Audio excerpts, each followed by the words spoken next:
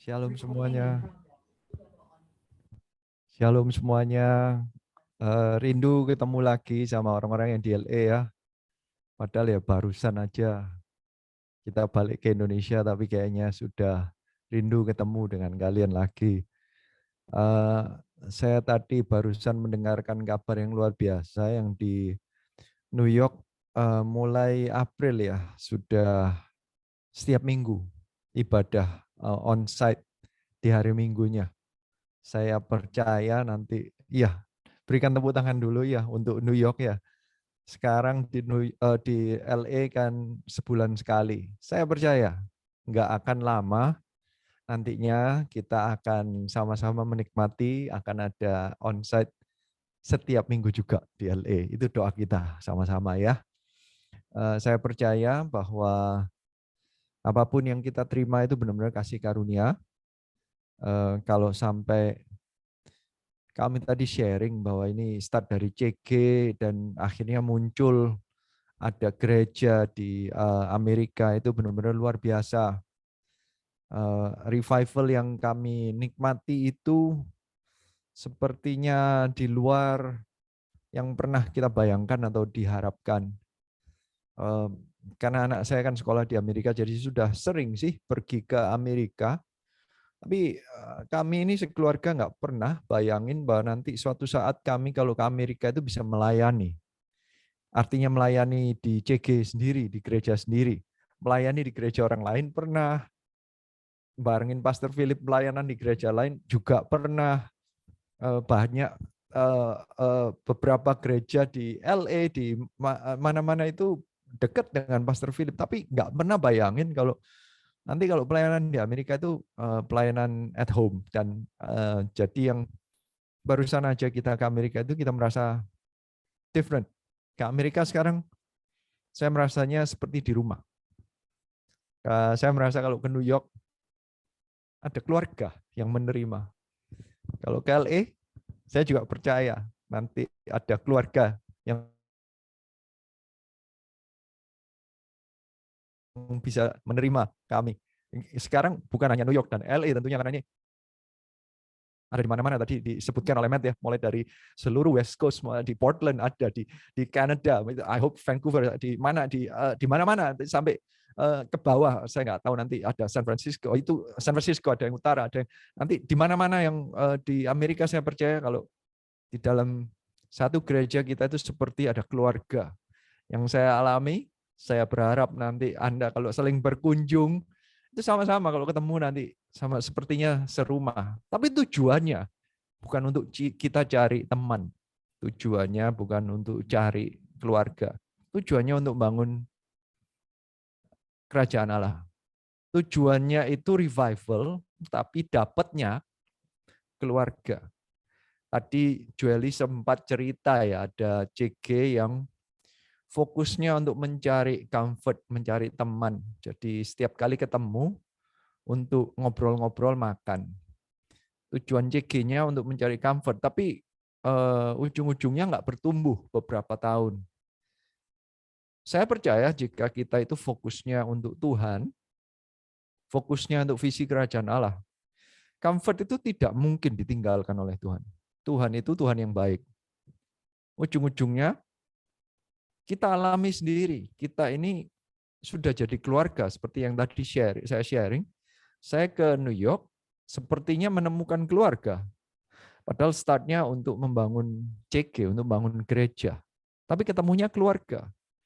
Sampai di LA mestinya untuk bangun gereja, bukan untuk pelayan, mestinya untuk pelayanan mestinya. Tapi akhirnya ketemunya dengan teman-teman yang dan keluarga yang bisa sharing begitu dekat sampai kangen banget gitu ya. Jadi saya itu kadang terkagetkan karena di saat persis sebelum balik itu ulang tahun saya dikasih makanan yang saya paling sukai. Jadi saya kayak ya lu kok tahu, itu hanya keluarga yang tahu gitu loh. Jadi kayak wow, ini benar-benar keluarga. Jadi saya mengucap syukur padahal startnya pelayanan tapi ujung-ujungnya tetap Tuhan itu berikan comfort-nya. Tuhan itu berikan kedekatannya, fellowship-nya. Karena ujung-ujungnya Tuhan adalah Tuhan yang mau membangun hubungan. Alkitab itu menjelaskan bahwa dari perjanjian lama, dari Kejadian sampai Wahyu, itu menjelaskan bahwa Tuhan adalah Tuhan yang mau membangun hubungan. Tuhan itu yang mau menjalin relationship. Tuhan itu bukan Tuhan yang datang dan membentuk peraturan. Tuhan itu tidak mencari ibadah yang membuat dia dielu-elukan di waktu ibadahnya. Bukan itu yang dicari. Tuhan itu dari awal bangunnya itu bangun hubungan. Sejak dari Taman Eden yang diperjelas hubungan Adam dengan Tuhan, itu bukan masalah Adam datang dan menyanyi memberikan persembahan kepada Tuhan. Bukan. Tuhan itu jalan-jalan dengan Adam. Setiap sore Tuhan itu datang dan sepertinya datang ngomong-ngomong gitu loh, jalan barengan di taman yang indah. Itu tujuan Tuhan, bangun relationship. Yang dicari itu hubungannya bukan kaku yang ada peraturan. Alkitab kita itu dibagi dengan perjanjian lama dan perjanjian baru. The Old Testament and New Testament yang mungkin artinya juga covenant. Testament itu artinya sama dengan covenant, sama dengan perjanjian. Tapi perjanjiannya ini ujung-ujungnya bukan dari dasar peraturannya. Tuhan itu bukan menuntut. Kalau kamu melakukan A, B, C, D, maka kamu akan dapat Z, X, Y, Z. Bukan perjanjian seperti kita kontrak antara beli sesuatu barang atau beli sesuatu service, misalnya kita kontrak, jika engkau bayar sesuatu, engkau masuk ke satu hotel berarti mendapatkan A, B, C, D. Bukan perjanjian. Kalau dengan Tuhan itu ujung-ujungnya adalah relationship. Kalau kita datang ke hotel, tujuannya bukan untuk membangun relationship. Kita datang bayar hotel misalnya, kita tujuannya adalah untuk menikmati servis yang dia berikan berdasarkan kontrak. Jadi jika kita sudah membayar sesuatu harga yang diberikan, jika tidak dikeluarkan, kita akan menuntut datangnya. Saya berkata mengenai perjanjian karena bulan ini adalah bulan perjanjian. Kata-katanya adalah memegang perjanjian Tuhan dalam hati.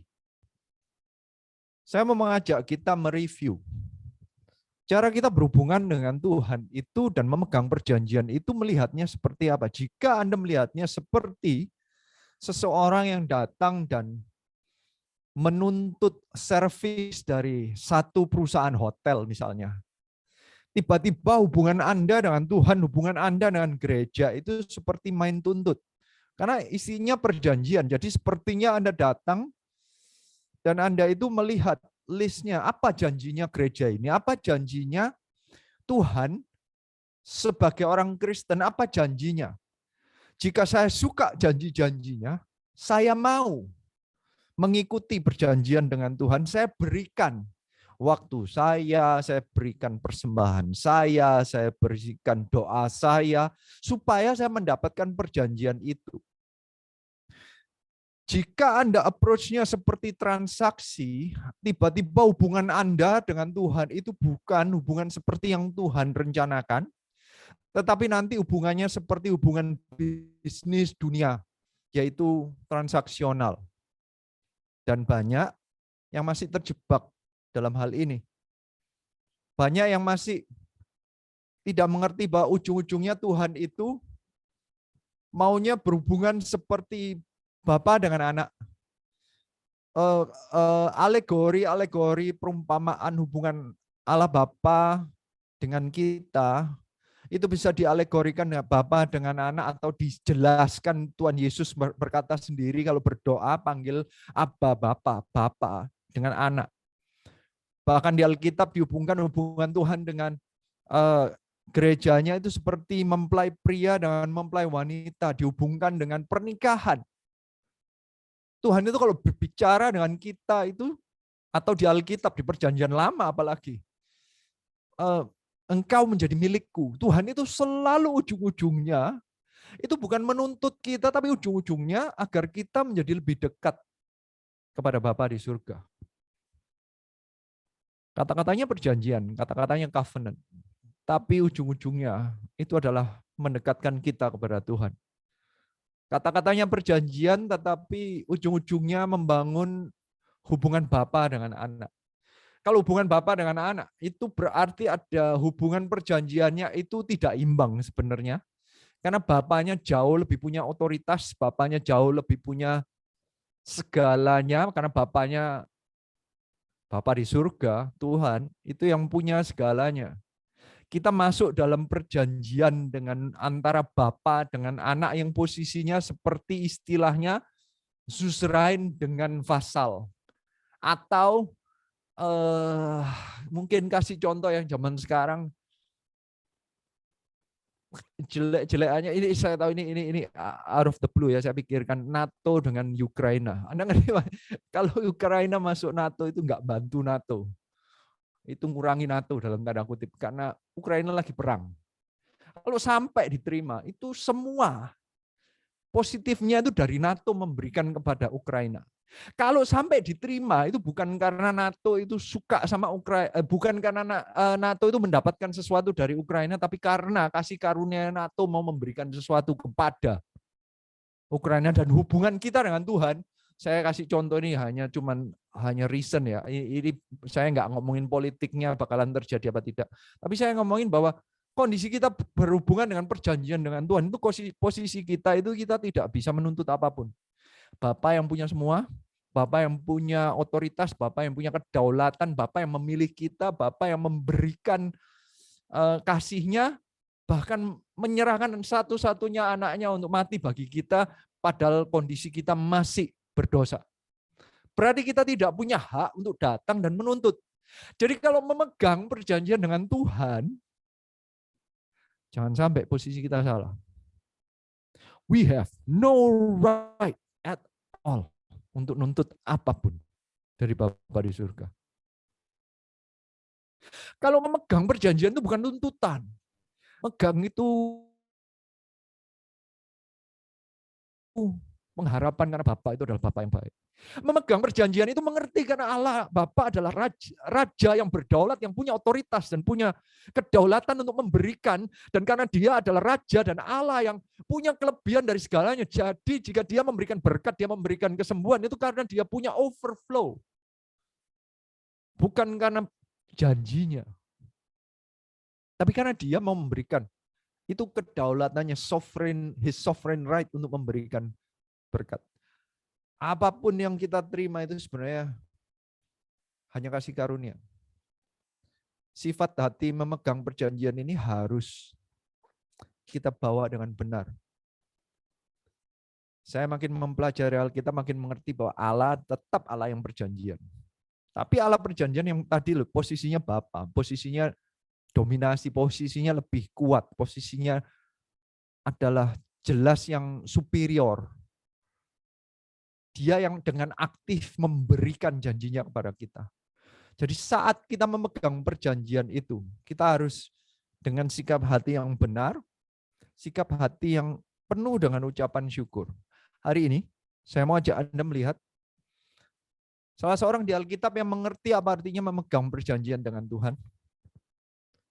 Orang ini adalah Hizkia, salah satu raja Yehuda dari 22, hanya 8 yang disebut baik dan benar, yang disebut benar di hadapan mata Tuhan, dan Hizkia adalah seseorang yang salah satu dari 8 ini. Presentasinya cuma 8 dari 22. Cuman sedikit yang bisa ngikut sesuai dengan benar di mata Allah. Hizkia salah satunya. Ayo kita pelajari apa dan bagaimana dia kalau memegang perjanjian dengan Tuhan. Kita buka dari 2 Tawarik 29, mulai dari ayat 1.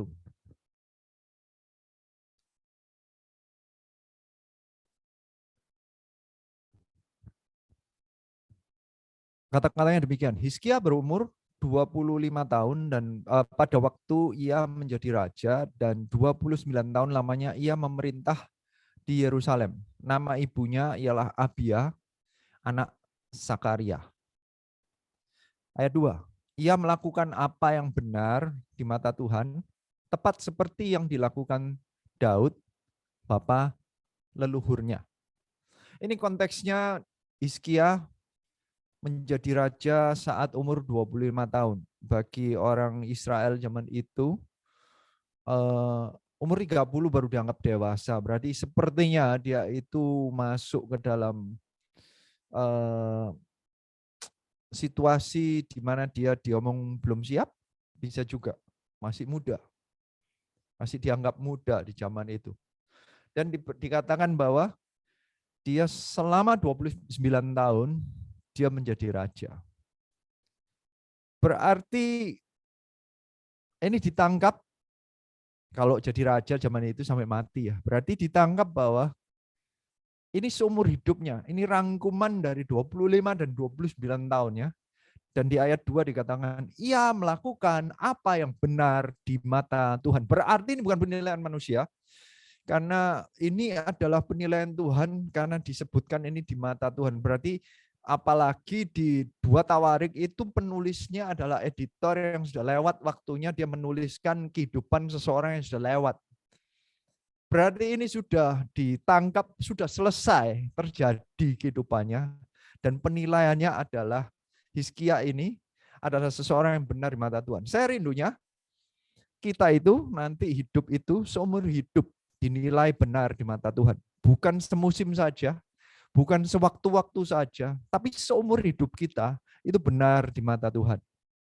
Hizkia ini ditangkap bahwa dia adalah seseorang yang berhasil, baik itu dalam istilahnya adalah revival yang terjadi secara religius, atau dia memulai dari spiritualnya dahulu, dan itu impact-nya itu sampai ke segala aspek kehidupan dari kerajaannya dan dari kehidupannya.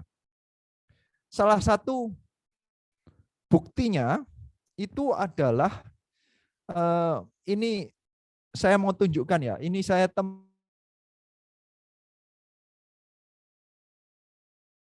temukan satu representasi model mengenai Yerusalem sejak dari zamannya Daud, kemudian Yerusalem di zamannya Salomo, kemudian ini Yerusalem di zamannya Hizkia.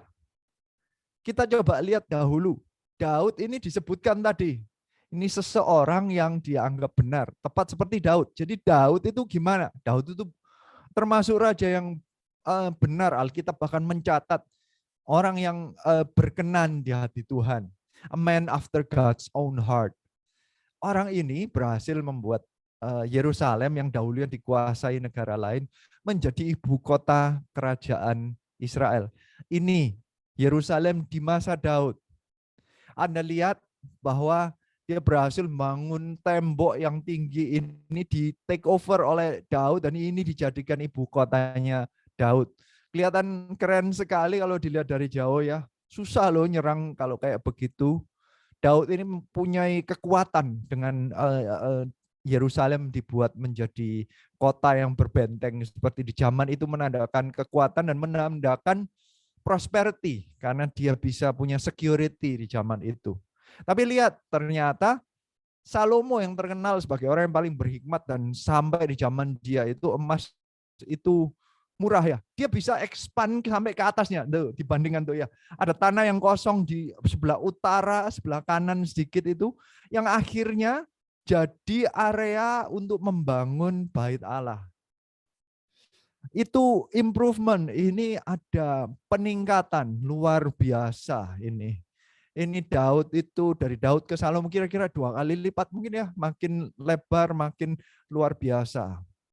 Tapi kalau dibandingkan lagi, coba zamannya dari Salomo ini yang sudah dianggap nggak ada yang paling kaya seperti Salomo, zamannya Hizkia, coba lihat. Ini Yerusalem zaman Hizkia.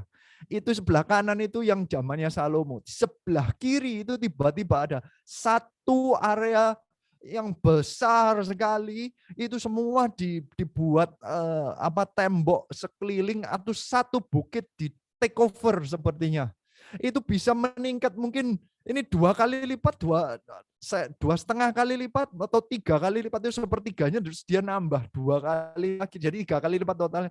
Di tengah-tengahnya itu ada pool yang di lembah itu tempat yang salah satu kunci kalau pertahanan pemerintahan, ada sumber air yang dimasukin, ada Hezekiah tunnel yang dibangun oleh dia khusus untuk dia bisa nahan tentara musuh lebih lama lagi. Hizkia ini adalah seseorang yang menunjukkan bahwa dia membangkitkan revival. Dia benar di mata Allah. Dia membangkitkan revival. Startnya dari spiritual, tapi efeknya itu sampai seluruh keekonomian, pemerintahan, secara politik itu semuanya diimprove. Padahal ayahnya Raja Ahaz itu termasuk raja yang paling parah di Alkitab. Salah satu yang penyembahan berhalanya itu marak di mana-mana. Secara politik tidak punya pendirian, nempel kiri kanan sembarangan, menyerahkan kekuatan ke orang lain. Membuat negaranya itu saat Hizkia menjadi raja umur 25, itu negara yang kacau. Kacau balau. Ini salah satu pesan yang saya tangkap. Revival itu bisa start dari manapun juga. Kondisi bisa nggak baik, revival tetap bisa mulai terjadi. Revival itu mulai dari seseorang yang memegang janji Tuhan dan revival akan terjadi. Jika kita mengerti arahnya bagaimana untuk memulai revival, kita bisa mengubahkan kehidupan kita. Kita bisa saja menerima kondisi yang kurang baik, entah itu dari masa lalu, dari keluarga, dari apapun, kondisi ekonomi, dari luar. Pokoknya kita menerima seperti mewarisi sesuatu yang jelek, seperti Hizkia mewarisi sesuatu yang jelek. Tetapi saat dia memegang perjanjian dengan Tuhan, tiba-tiba kehidupannya bisa diubahkan dan terlihat dari Yerusalemnya yang 3 kali lipat lebih besar dari Salomo, itu bisa terjadi dalam kehidupannya, padahal startnya nggak baik. Ini kabar baik bagi kita. Mungkin start kondisi kita saat kita masuk ke CG ini bukan kondisi yang baik, tapi inilah ajakannya kita dari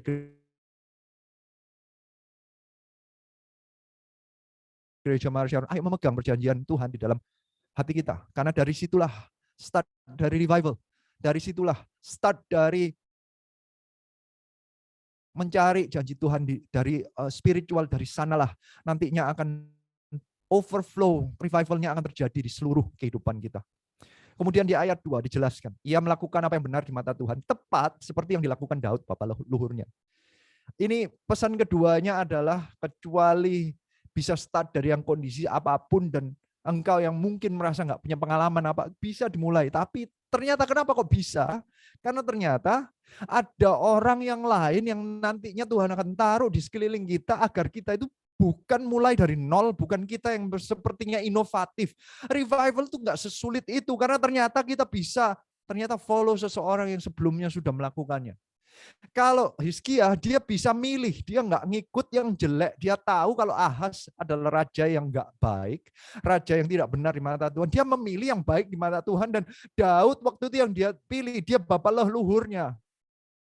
Saya mengucap syukur saya ada di dalam gereja yang dimana ada para pemimpin-pemimpin rohaninya. Ada di dalam satu setup struktur di mana ada sponsor, CGL, coach, TL, gembala, dan bahkan gembala sidang yang sudah mengikuti jalan Tuhan dahulu dan kemudian sepertinya membuat kita punya patron di mana kita tinggal mengikutinya seperti yang Hizkia miliki. Sepertinya ada patronnya yang dilakukan oleh Daud dan Hizkia tinggal tepat melakukan seperti. Dari sanalah kehidupan Hizkia tiba-tiba menjadi benar. Saya mengucap syukur saya ada Gereja Mara Sharon di mana para pemimpinnya memberikan contoh dahulu bagaimana mencari Tuhan, bagaimana memegang janji Tuhan. Memegang janji Tuhan bukan sesuatu yang kayak wah kita yang tahu-tahu sendiri jalannya, bukan. Sepertinya tinggal ngikut aja pemimpin rohani. Tinggal ngikut aja jejaknya orang-orang yang sudah jalan dahulu. Tiba-tiba kita ada di dalam perjanjiannya Tuhan. Tiba-tiba mengikuti jejak dari Bapak rohani, mengikuti apa yang dia arahkan, itu membuat kita menemukan apa yang benar di mata Tuhan. dalam kehidupan kita. Saya mau ajak kita melihat, ada 4 poin yang saya mau bagikan. Orang yang ngikutin janji Tuhan, itu apa yang dilakukan. Karena semua poin ini, semuanya aktif. Poin-poinnya semua start dari me. Start yang pertama, itu dari 2 Tawarik 29, mulai dari ayat 3. Itu kata-katanya adalah membuka pintu. Kita baca ya. Pada tahun pertama pemerintahannya, dalam bulan yang pertama, ia membuka pintu-pintu rumah Tuhan. Stop pertama di situ dulu. Karena dari sini saja, dari ayat 3 saja, sudah bisa kita mengambil beberapa pelajaran. Ini orang yang memegang janji Tuhan dalam hidupnya. Itu seharusnya punya sikap hati seperti Hizkia ini. Kata-katanya saya mau tangkapnya dalam membuka pintu. Tapi sebelumnya pun jelas ini ada pesan. Kata-katanya adalah pada tahun pertama pemerintahnya, dalam bulan pertama, ia membuka pintu-pintu rumah Tuhan. Yang pertama, Hizkia aktif melakukan. Dia membuka. Startnya dari me. Orang yang memegang janji Tuhan itu nggak pernah pasif. Orang yang memegang janji Tuhan itu selalu aktif.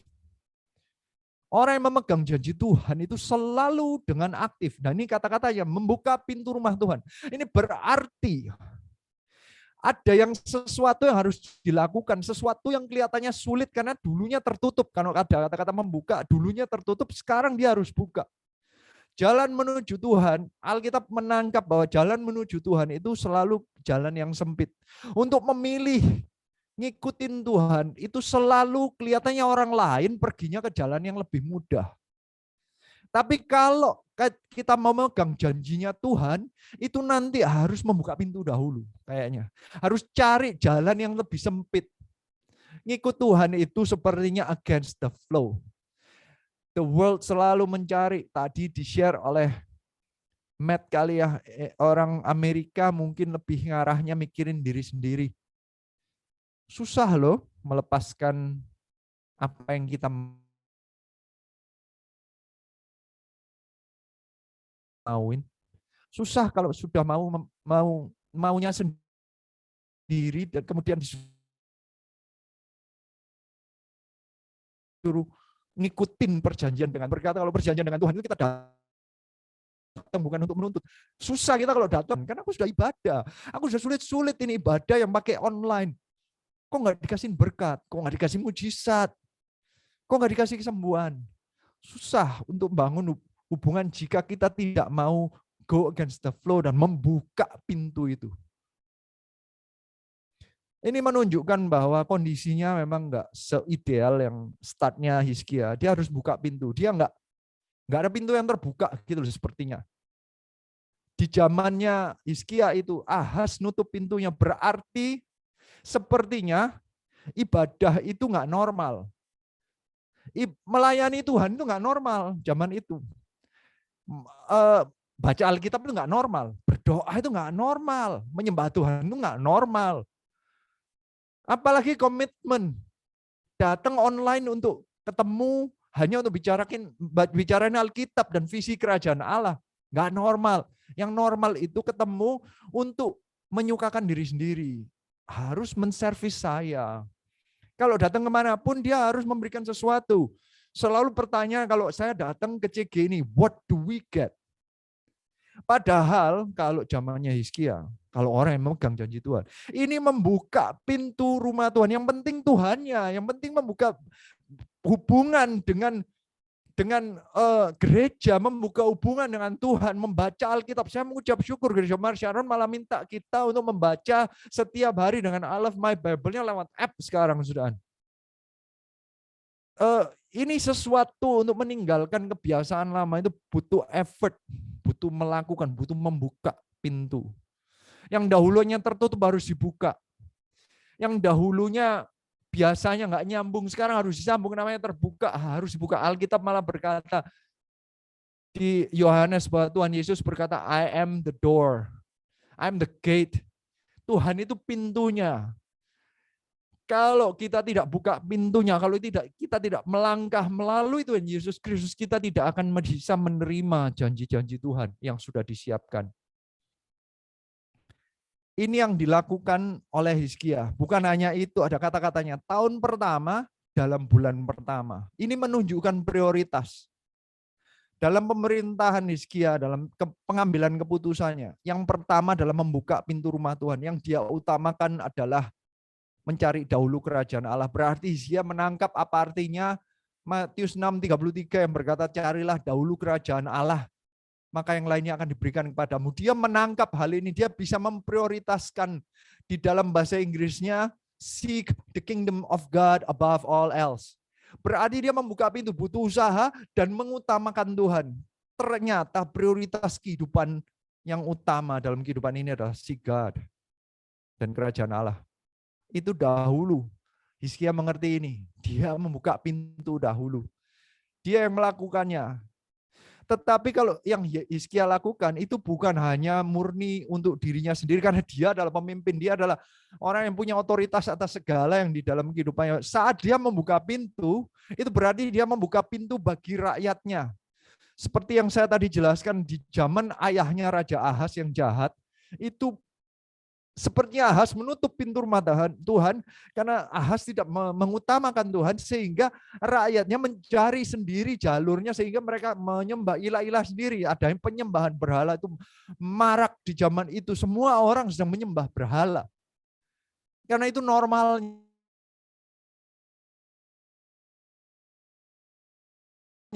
Semua orang mencari hobinya sendiri, individualistik pokoknya. Nggak ada yang boleh ngatur. Pemerintah nggak boleh ngatur, Tuhan nggak boleh ngatur. Tiba-tiba Hizkia berani berkata, mulailah dari Tuhan dahulu. Dia berani mengubahkan kondisi awam yang biasa di dunia. Dia berani melawan the world view, dan dia berani membuka pintu rumah Tuhan. Tapi bukan hanya untuk dirinya sendiri, tapi untuk orang lain. Bagi kita apa artinya di zaman ini? Berarti seharusnya kalau Anda sudah dari tempat ini, sudah ikut Gereja Marsharon, sudah ikut join CG, Anda lihat di sekeliling Anda, apakah ada orang-orang yang pintu rumah Tuhan tertutup? Ada orang-orang yang masih menjalani kehidupan dengan mengutamakan dirinya sendiri. Kita bukakan pintu bagi mereka. Kita perkenalkan Tuhan Yesus bagi mereka. Kita perkenalkan janji-janji Tuhan dalam janjinya Tuhan. Jangan sampai kita hanya kita saja yang menikmati janjinya Tuhan, tetapi orang sekeliling kita, apalagi jika Anda datang saat ini sendirian. Ajak istri Anda, ajak suami Anda jika Anda masih sendirian. Ini saatnya untuk kita bertindak seperti Hizkia, orang yang mengerti apa artinya memegang janji Tuhan itu. Janjinya bukan hanya untuk kita sendiri. For me and my house, we will serve the Lord. Seharusnya bukan hanya kita yang melayani, tapi seluruh keluarga kita. Bukan hanya itu, teman-teman sekeliling kita. Tuhan berkata, jadikan semua bangsa murid Yesus. Kita disuruh melayani untuk mencari orang lain yang pintunya masih tertutup bagi Tuhan.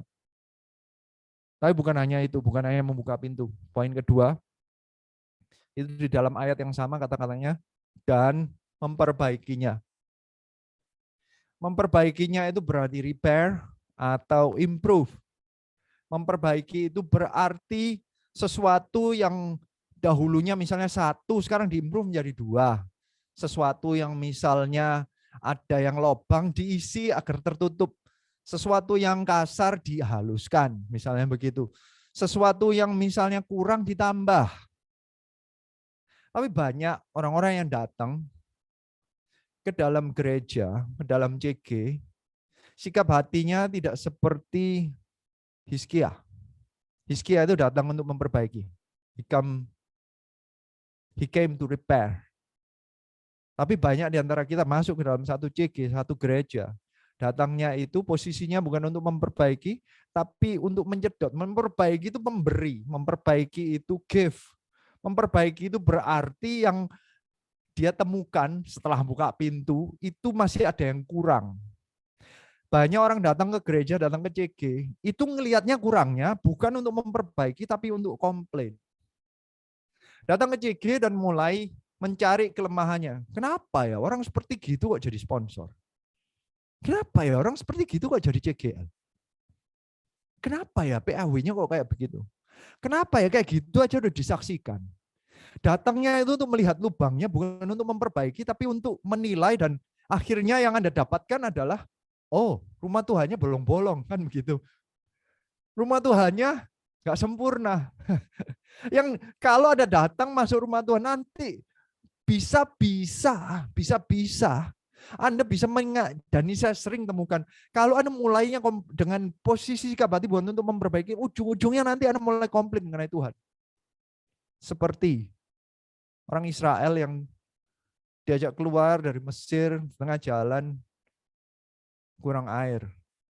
Komplainnya sepertinya ke Musa, tapi Tuhan berkata, mereka itu bukan komplain ke kamu. Mereka itu bukan menggerutu ke kamu, tapi mereka itu menggerutu ke saya, kata Tuhan. Jadi ujung-ujungnya kalau orang datang bukan untuk memperbaiki, nanti bisa-bisa kita itu penuh dengan gerutu kepada Tuhan. Itu nggak baik.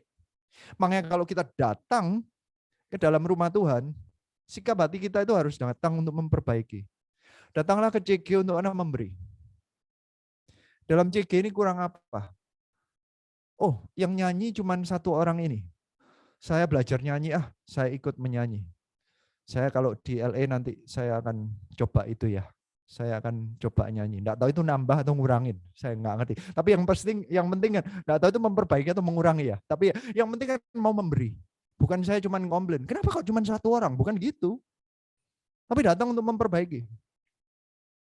Kalau saya percaya jika kita punya sikap hati seperti ini, pasti tujuannya nantinya ini orang akan menerima janji Tuhan. Sikap hati ini yang kita perlukan. Hizkia melakukannya, makanya terjadi revival dalam kehidupan dia. Bukan hanya memperbaiki, bukan hanya improve. Di ayat 4, 2 Tawarik 29 ayat 4 dia berkata, Alkitab berkata, ia mendatangkan para imam dan orang-orang Lewi dan mengumpulkan mereka di halaman sebelah timur. Kata-kata mendatangkan para imam dan orang-orang Lewi, ini saya tangkap bahwa kalau di zamannya Ahaz, karena rumah Tuhan itu tutup pintunya, berarti imam dan Lewi ini nggak punya kerjaan.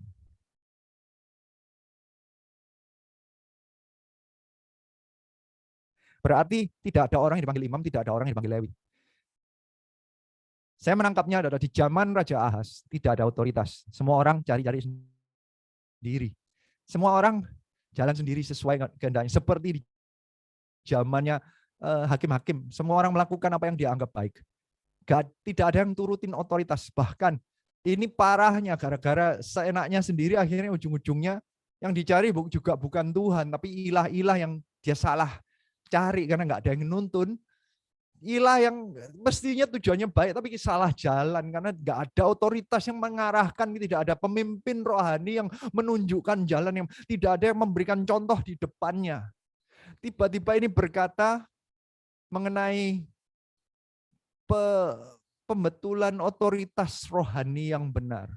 Menundukkan diri kepada orang lain itu dibutuhkan karena independence itu ujung-ujungnya nanti menunjukkan independence terhadap Tuhan.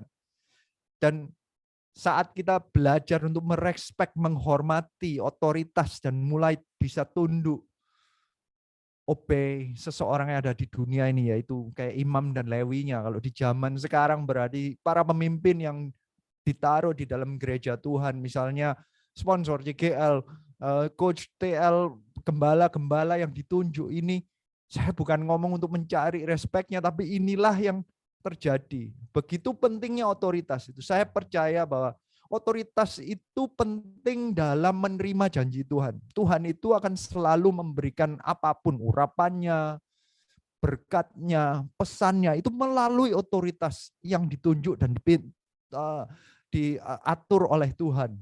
Alkitab berkata di Mazmur, yang berkata bahwa urapan itu turun dari minyak, urapan turun dari atas kepala, turun ke janggut, turun ke jubah. Selalu melalui otoritas.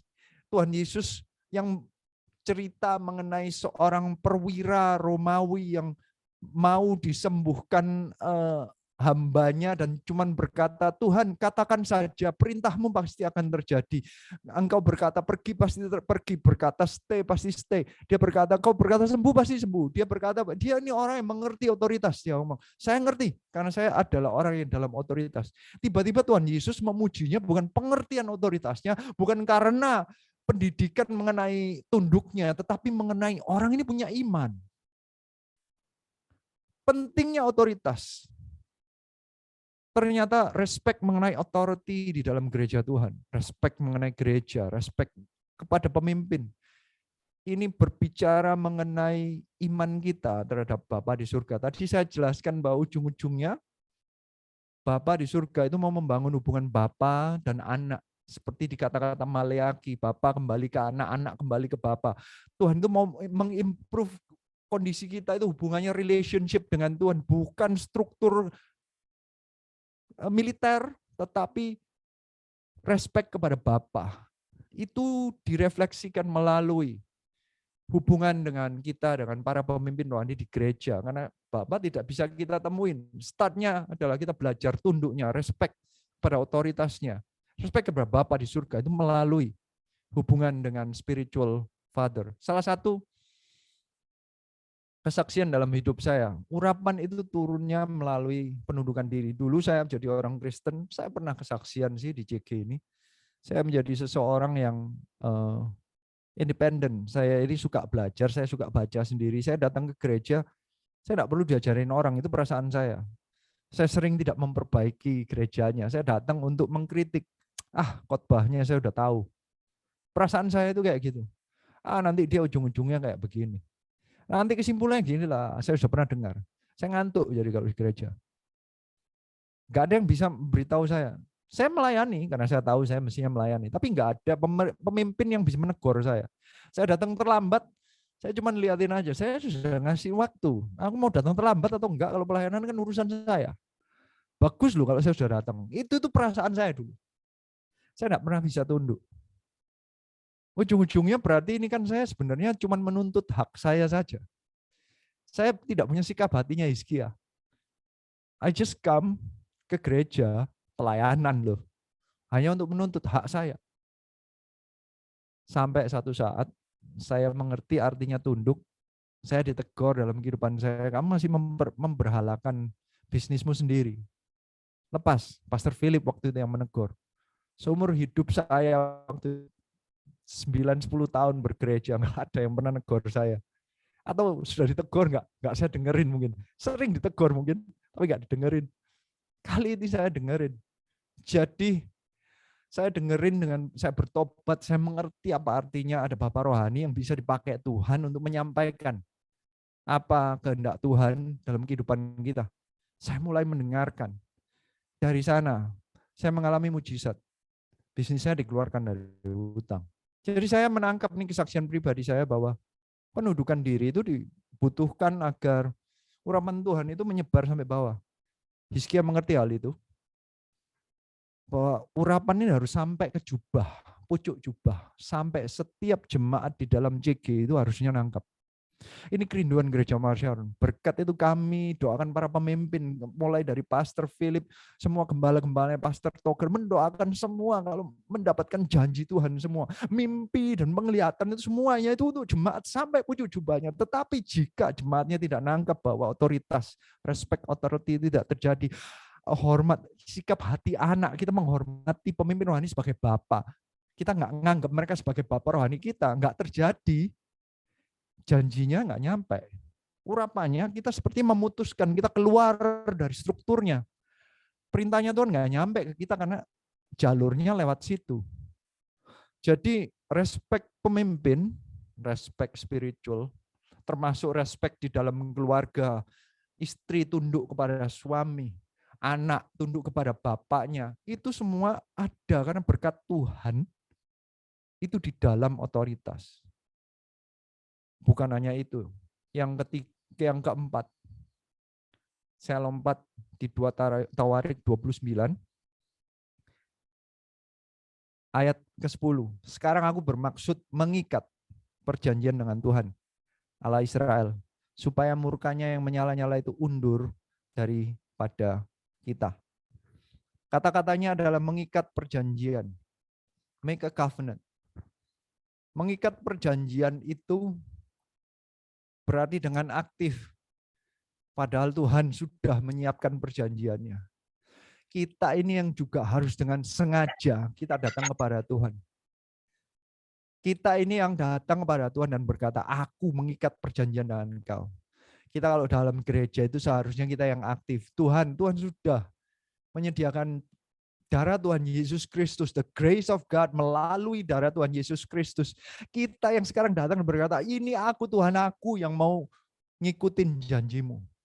Berarti aktif yang melayani. Anda kalau janji yang beneran. Anda yang mengikat, bahkan kata-katanya mengikat itu sampai seumur hidup. Hizkia melayani sampai 29 tahun, sampai akhirnya Hizkia melayani. Mengikat itu berarti enggak sekali-sekali, mengikat itu terus. Mengikat itu komitmen. Kita mencari orang-orang yang mau komitmen, ayo bangun GMSLE barengan.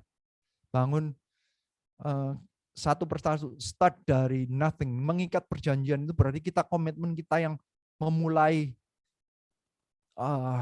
invest. Kita yang berkorban dahulu, sepertinya bayar harga. Tapi ujung-ujungnya sebenarnya bukan kita yang bayar harga. Hizkia adalah orang yang nangkep. Bahkan mengerti apa artinya janji Tuhan.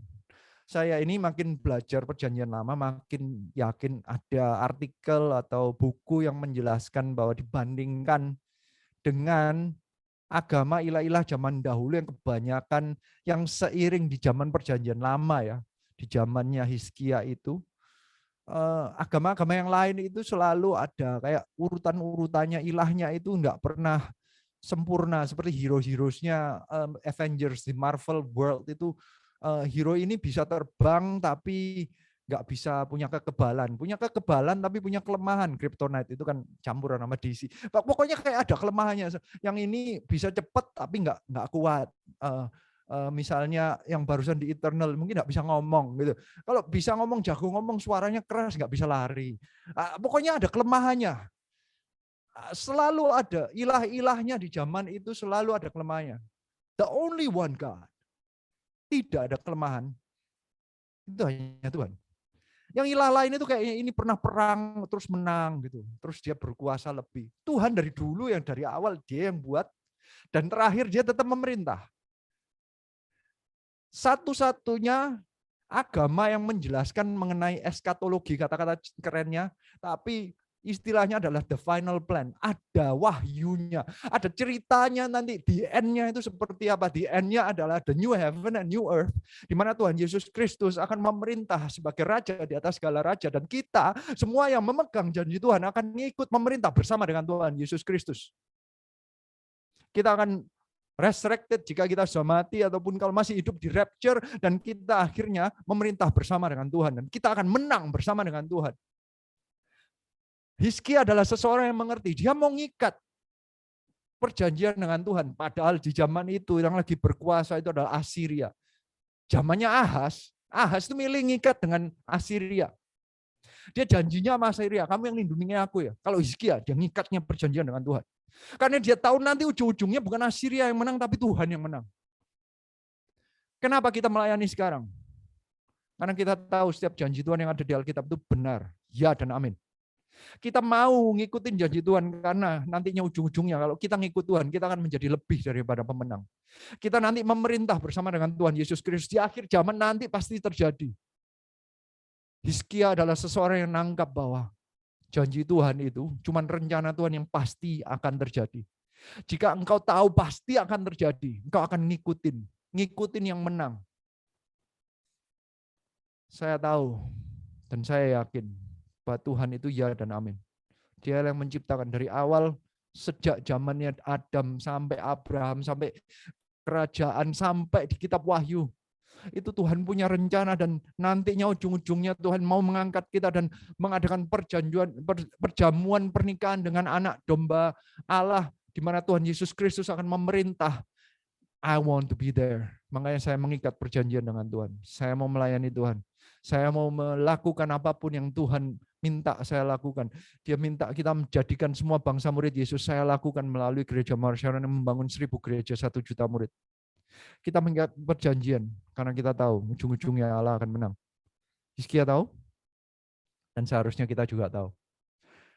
Dan akhirnya kalau orang sudah melakukan semua ini, apa yang bisa terjadi? Saya ajak Anda lihat ada satu kejadian dalam kehidupan Hizkia. Ternyata orang yang mengikat perjanjian dengan Tuhan atau orang yang memegang perjanjian dengan Tuhan itu nanti bisa aja mengalami masalah. Dalam hidup Hizkia di tengah-tengahnya ada peperangan dengan Assyria yang memang berkuasa saat itu. Dia dikepung 185.000 tentara Sanherib.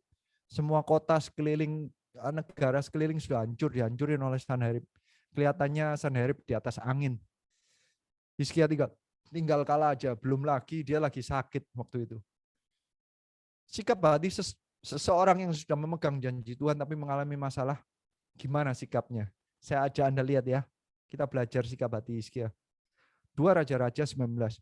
Mulai dari ayat 15. Hizkia berdoa di hadapan Tuhan dan berkata, "Ya Tuhan, Allah Israel yang bertakhta di atas kerubim, hanya Engkau sendirilah Allah segala kerajaan di bumi. Engkaulah yang menjadikan langit dan bumi." Ini sudah sikap hati yang luar biasa. Dia nggak komplain, dia tidak menggerutu, tidak seperti orang Israel yang berkata, "Aku diajak keluar dari Mesir hanya untuk mati di padang gurun." Enggak kayak begitu. Sepertinya mulai mempertanyakan kan janji Tuhan. Hizkia tidak mempertanyakan janji Tuhan, dia tetap memegang janji Tuhan. Dia berdoanya tetap kepada Tuhan. Dia berdoa bahwa dia tetap meletakkan Tuhan di atas takhta, di atas kerubim. Dia tidak menurunkan posisi Allah itu di bawahnya Raja Assyria yang lagi di atas angin. Dia tetap meletakkan Allah di atas segalanya. Apakah engkau tetap meletakkan Tuhan di atas segala masalah Anda? Ataukah masalah Anda yang sudah di atasnya? Apapun sakit penyakit, masalah keluarga, masalah pekerjaan. Apakah itu sudah yang bertakhta sekarang? Ataukah Allah yang tetap bertakhta? Dikatakan hanya engkau sendirilah. Enggak even disamakan. Hanya Tuhan sendiri yang menjadi Allah di atas segala kerajaan. Tidak dibandingkan dengan Sanherib sama sekali. Tidak dibandingkan dengan masalah yang sedang dihadapi. Padahal itu kondisi yang dikelilingi mulai ya aja. Bukan hanya itu, ayat 16 dikatakan, "Sedengkanlah telingamu ya Tuhan dan dengarkanlah. Dengarlah, bukalah matamu ya Tuhan dan lihatlah. Dengarlah perkataan Sanherib yang telah dikirimnya untuk mengaibkan Allah yang hidup. Ya Tuhan, memang raja-raja Asyur telah memusnahkan bangsa-bangsa dan negeri-negeri mereka dan menaruh para Allah mereka ke dalam api, sebab mereka bukanlah Allah, hanya buatan tangan manusia, kayu dan batu. Sebab itu dapat dibinasakan orang. Maka sekarang ya Tuhan, Allah kami, selamatkanlah kiranya kami dari tangannya, supaya segala kerajaan di bumi mengetahui bahwa hanya Engkau sendirilah Allah, ya Tuhan." Sampai akhir kondisi Hizkia yang terjepit, dia tetap rendah hati, tidak menuntut hak, tidak menuntut janjinya, dia tetap berkata, "Selamatkanlah." Sampai akhir dia tetap berkata, "Engkau Allah kami." Dia tidak menjauhkan diri. Karena ada orang yang kalau ada masalah menjauhkan diri dari Tuhan. Hizkia tidak. Maka ini yang dia jawab di ayat 20-nya. 2 Raja-Raja 19 ayat 20. Lalu Yesaya bin Amos menyuruh orang kepada Hizkia mengatakan, "Beginilah firman Tuhan Allah Israel, apa yang telah kau doakan kepadaku mengenai Sanherib Raja Asyur telah ku dengar." Di sini terlihat bagaimana apapun yang dia lakukan selama ini, yaitu membuka pintu, berarti dia selalu bisa mendengar suara Tuhan. Dia memperbaiki, improve, membuka dan memperbaiki otoritas. Dia punya otoritas, yaitu dia ada Bapa rohani, ya Yesaya, yang berbicara melalui apa yang dia lakukan. Dia sendiri menerima berkatnya. Dia mendengarkan suara Tuhan dan janji Tuhan itu melalui Bapa rohani. Jika kita tidak membuka pintu-pintu ini, nantinya kita nggak bisa mendengar di saat kita lagi butuh. Kita kadang doa sendiri nggak bisa dengar kali. Butuh orang lain kadang yang bisa memberitahukan kepada kita apa yang janji Tuhan siapkan. Dan janjinya luar biasa, mengingatkan kembali kepada perjanjian Tuhan. Kadang kita ini tidak mendatangkan, kita para pemimpin rohani tidak bisa menyelamatkan, yang bisa menyelamatkan hanya Tuhan saja. Jadi kita ini tujuannya hanya mengingatkan Anda mengenai janji Tuhan dan siapa Tuhan itu. Biarlah hari ini kita bersama-sama nantinya menjadi seperti Hizkia yang ujung-ujungnya menerima janji Tuhan itu. Tapi saya mau ajak Anda lihat ya, janji yang diterima dialami oleh Hizkia itu cukup unik. Saya ajak Anda lihat, lompat ya, 2 Raja-Raja 19 ayat 34, kata-katanya demikian. Dan aku akan memagari kota ini untuk menyelamatkannya. Oleh karena aku dan oleh karena Daud, hambaku. Maka pada malam itu keluarlah malaikat Tuhan, lalu dibunuhnya lah 185.000 orang dalam perkemahan Asyur. Keesokan harinya pagi-pagi tampaklah semuanya bangkai, orang-orang mati belaka. Hizkia menerima mujizat dari Tuhan. Tetapi di ayat 34, saya cukup tercengang dengan kata-kata yang dimunculkan. Ini kata-katanya Tuhan, kata-katanya adalah, dan aku memagari kota ini untuk menyelamatkannya. Oleh karena aku dan oleh karena Daud hambaku. Di dalam jawaban Tuhan, ternyata nama Hizkia tidak pernah sedikit pun dimunculkan. Padahal yang berdoa, yang minta keselamatan itu Hizkia. Tapi jawabannya bukan gini, Hizkia, kamu saya pagari. Bukan begitu. Tapi tiba-tiba ayat ini berkata, aku memagari kota ini. Apa artinya bagi kita? Saya tangkapnya begini, Tuhan itu kalau bekerja dari dulu sampai sekarang, itu melalui, sekali lagi, melalui perjanjian dan melalui rencananya. Tuhan ini sekarang di zaman kita, kalau dulu melalui Abraham, kemudian melalui orang Israel, kemudian melalui raja, dan melalui para nabi, janji lewat para nabi, kemudian yang terakhir, ini zaman sekarang melalui gereja Tuhan. Jadi janji kita itu akan selalu melalui rencana Tuhan, bukan di luarnya. Ternyata kita itu loh nggak untuk menerima janji, loh kita nggak punya hak. Kita diselamatkan Tuhan Yesus waktu kita masih berdosa kok. Apapun janji Tuhan melalui Tuhan Yesus itu kita dapatnya karena kasih karunia. Jadi kita datang nggak bisa dengan menuntut.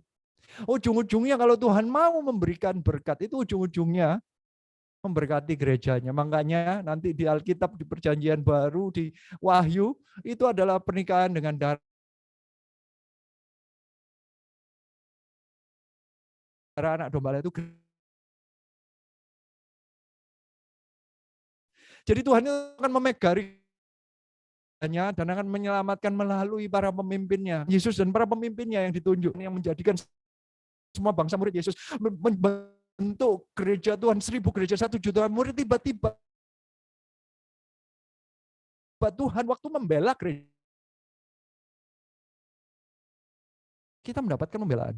Waktu Tuhan mencurahkan dan memberkati gerejanya, kita dalam kotanya itu, dalam tanda kutip, itu yang melalui gerejanya, kita yang berada di dalamnya, kita menikmatinya.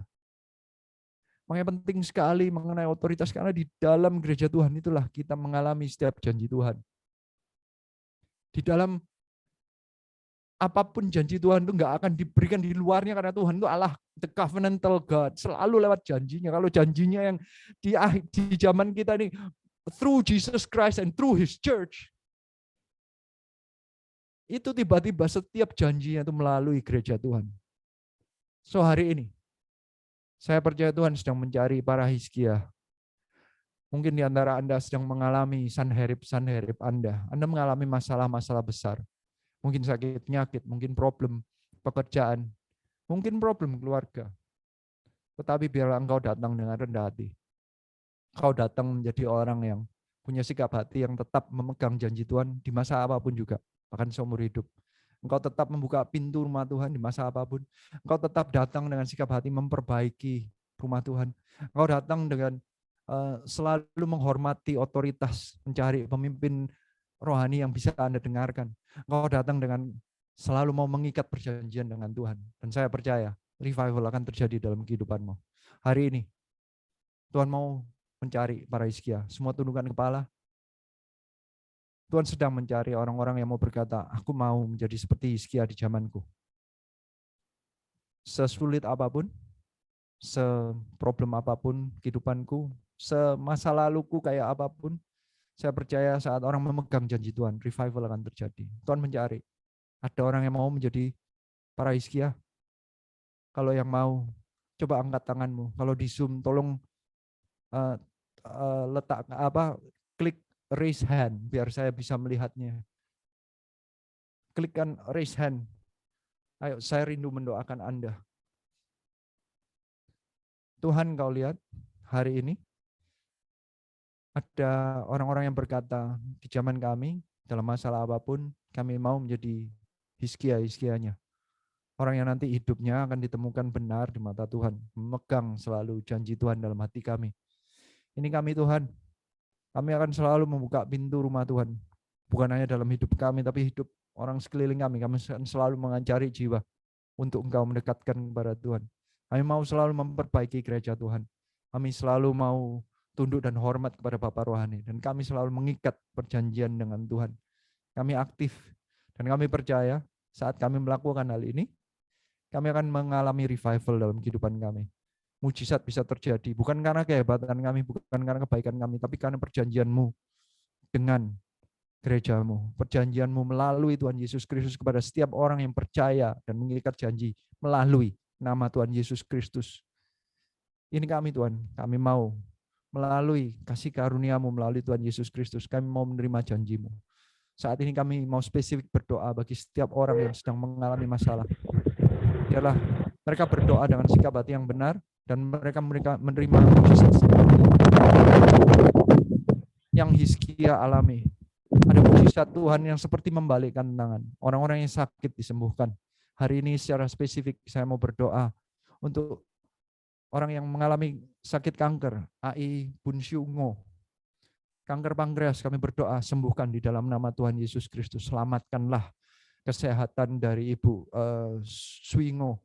Kami rindu Engkau menyelamatkan, bukan karena kehebatan kami, tapi karena janji-Mu melalui Tuhan Yesus Kristus. Kami juga berdoa untuk Pak Joni, Papa dari Matthew yang kakinya sekarang bengkak. Kami minta kesembuhan daripada-Mu. Kami rindu juga untuk berdoa untuk bukan hanya bengkaknya, tapi seluruh kondisinya disembuhkan di dalam nama Tuhan Yesus Kristus. Sekeluarga dari Matthew, semuanya benar-benar terbuka pintu ke rumah Tuhannya. Menangkap janji-janji Tuhan dari Allah yang hidup ini. Mereka mengerti bahwa ini bukan agama, tetapi benar-benar perjanjian dengan Allah yang hidup, yang nanti ujung-ujungnya menjadi raja di atas segala. Seluruh keluarga biar diselamatkan. Kami juga berdoa bagi siapapun yang sekarang lagi sakit, siapapun yang sekarang mengalami masalah, biarlah urapan Tuhan mengalir melalui para gembala Tuhan, melalui para bapak rohani kami, dan mengalir melalui CG kami, dan kami menerima setiap kami. Kami menerima karena hati kami benar di hadapan Tuhan, memegang janji Tuhan. Ini kami Tuhan, urapi setiap kami. Kami mau memegang janji Tuhan sampai akhir hidup kami. Hanya di dalam nama Tuhan Yesus Kristus. Semua yang percaya katakan, amin. Thank you very much. God bless you. Thank you.